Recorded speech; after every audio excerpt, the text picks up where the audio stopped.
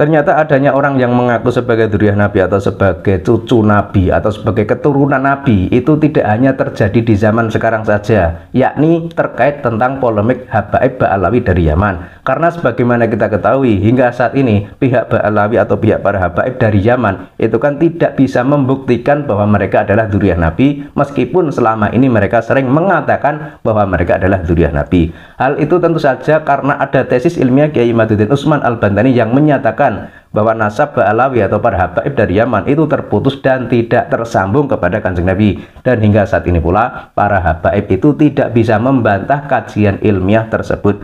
Namun terlepas dari semua itu, kita akan membaca sebuah sejarah kejadian di masa lalu. Itu ternyata juga ada orang yang mengaku sebagai dzurriyyah Nabi. Bahkan malah ada orang-orang yang terang-terangan mengaku sebagai Nabi. Itu terjadi ketika Kanjeng Nabi masih hidup maupun ketika Kanjeng Nabi sudah wafat.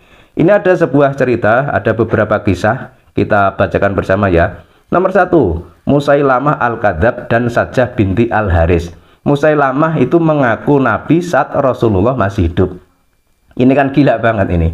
Jadi ketika Rasulullah sendiri masih hidup, itu ada seseorang yang mengaku menjadi Nabi. Namanya Musailamah. Jadi Musailamah ini laki-laki ya. Terus ia itu dari Bani Hanifah di Yamamah. Istrinya Sajjah binti Harits dari Bani Tamim juga mengaku sebagai Nabi yang menerima wahyu dari Allah untuk disampaikan kepada umat.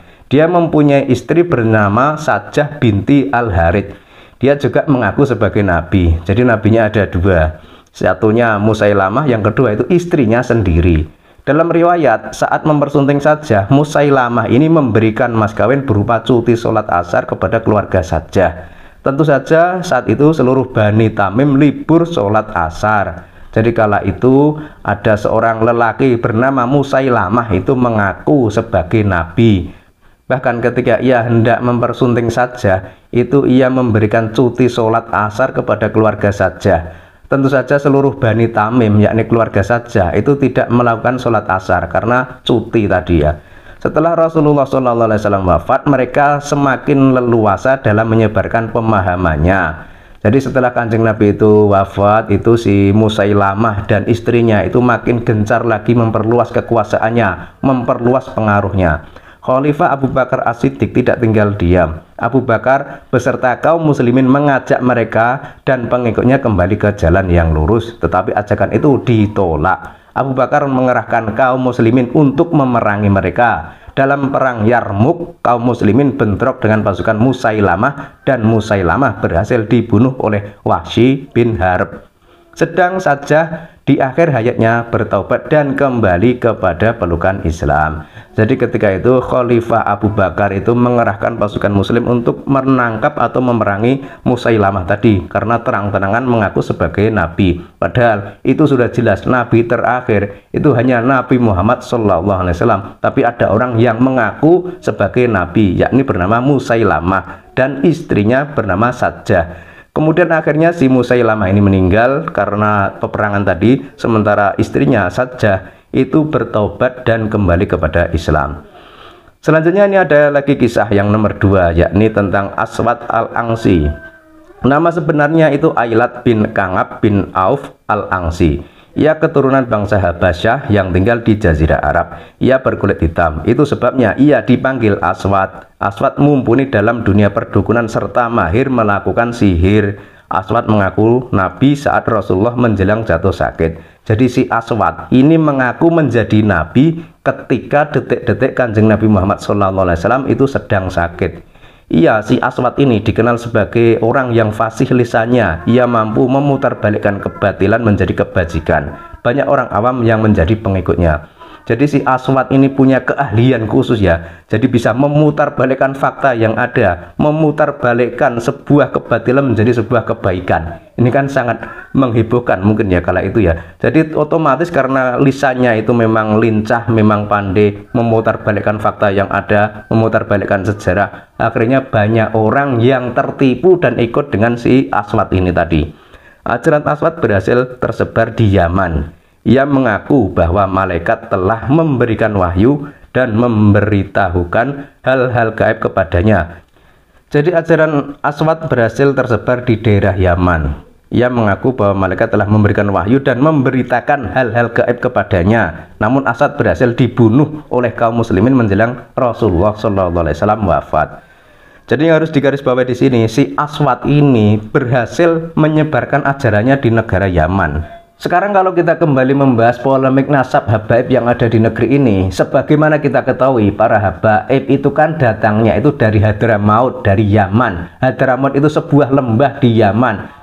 Dan mereka itu menurut sebuah catatan dari Belanda itu datang ke Nusantara itu memang karena ingin meningkatkan kehidupan mereka, ingin memperbaiki kehidupan mereka. Jadi bisa dikatakan kala itu di negara Yaman, di Hadramaut itu memang daerah terpencil, daerah miskin, sehingga mereka itu berbondong-bondong ke negara bernama Nusantara untuk memperbaiki ekonomi mereka. Jadi mencari penghidupan, mencari kekayaan, atau istilah kerennya itu mencari cincin Nabi Sulaiman. Dan itu adalah fakta yang tidak bisa dibantah. Dalam sejarah itu tercatat bahwa mereka para habaib itu datang dari Yaman ke Nusantara itu karena didatangkan oleh Belanda. Mereka itu datangnya pada abad ke-18 hingga abad ke-19. Sementara kalau para ulama-ulama dari Timur Tengah yang murni menyebarkan Islam itu datangnya itu abad ke-7 dan abad ke-14. Jadi abad ke-7 itu ada pendakwah dari Timur Tengah, para ulama-ulama hebat yang datang ke Nusantara yang menyebarkan Islam di Nusantara. Namun kala itu karena mungkin kurang terorganisir atau apa, bisa dikatakan dakwah mereka itu belum begitu maksimal karena belum menjangkau seluruh penduduk yang ada di Nusantara ini. Kemudian pengislaman warga di Nusantara itu baru bisa dikatakan berhasil ketika pada zaman Wali Songo, yakni abad ke-14. Jadi pada masa itu, pada abad ke-14, sebelum Indonesia itu ada, sebelum para Belanda datang, sebelum para imigran Yaman datang, para ulama, para keturunan Nabi, yakni mereka para Wali Songo itu sudah berdakwah menyebarkan Islam di Nusantara ini. Sehingga Islam pun menyebar di Nusantara ini menjadi 90% penduduk Nusantara itu memeluk agama Islam. Jadi harus digarisbawahi ya, yang menyebarkan Islam di Nusantara ini bukanlah mereka para habaib dari Yaman yang datang di abad ke-18 dan ke-19,